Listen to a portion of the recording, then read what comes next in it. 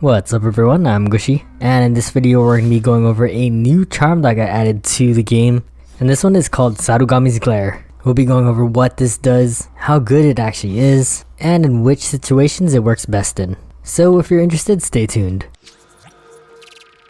So the legendary perk says perfect dodges become an attack that blinds nearby enemies. Just like the katana, the Wrath of Sarugami, this is a perk that comes from the single player and functionally pretty much acts the same. So let's see it in action. And as you can see, once you do your perfect dodge counter attack, you do a spinning move that does a decent amount of damage. Not only does this do damage to the enemy that you're countering, but depending on how close other enemies are, they'll take a little bit of damage as well. On top of that, it does look like the stagger meter also goes down as well. This is something that actually doesn't happen when you use things like the flash bomb, which also blinds enemies. If we look at a comparison right over here, we do see that the duration that the enemies are staggered are around the same time at 6 seconds. But the flash bombs actually don't take down the stagger meter.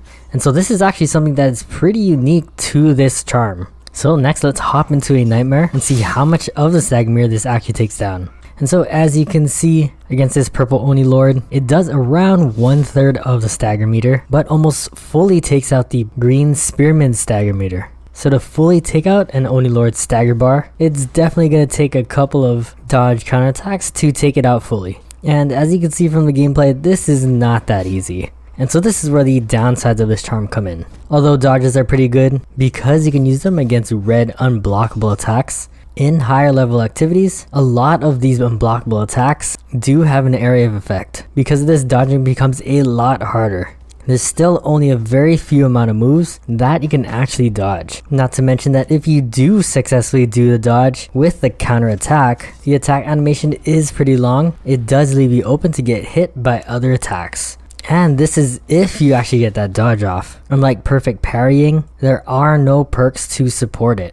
At least on some of our gear we can roll perfect parry window, which only applies to our perfect parry, but we don't have anything for perfect dodging. This makes perfect dodging a lot harder than parrying, making that risk reward factor a lot higher. So are there actually cases where this might be good? And I'd say that one really good place to use this is the chapter 3 of the raid when dueling against Iyo. Because you'll either be dodging or parrying, none which are AoE attacks, that possibility of reducing your stagger meter that much more might come in handy. Again, because we have no perks to support and increase our dodge window, this is a lot harder to pull off, and I'd say other methods are a lot easier to take down our guard. A Windmaster Katana with the Typhoon kicks is a lot easier to pull off, as there's really no timing involved, and I believe is a lot faster. So this isn't the ideal and fastest way to take down Iyo, but it is the most practical place to be using it. Of course, if you are running lower level activities like gold survival, a lot of the enemy's attacks are very telegraphed, making it a lot easier to dodge and get that counter attack. So my conclusion is that this really isn't worth your legendary slot. Maybe if Sucker Punch added some way to boost our dodge window, this could be used in way more situations. If you guys are considering using this, one thing I haven't tested is if adding more stagger stats will actually boost his AoE stagger when you successfully blind enemies. If you're really good at dodging, this could become really interesting